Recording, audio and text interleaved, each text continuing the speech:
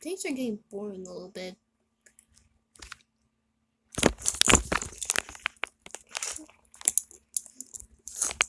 What was that?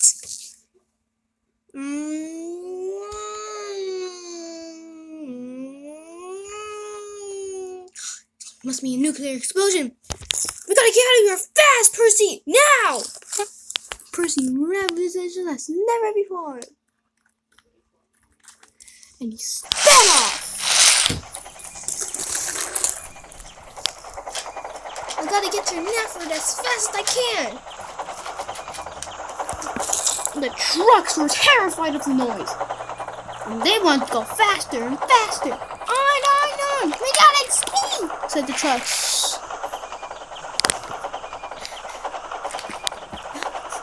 Percy was running at a puff until they saw a sharp corner. Stop! Said Percy. Stop! Said the trucks. But it was too late.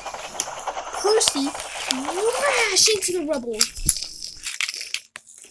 as the trucks followed behind and stopped.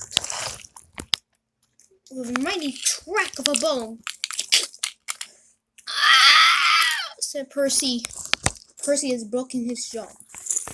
The trucks were derailed, including the coaches, which nobody was hurt.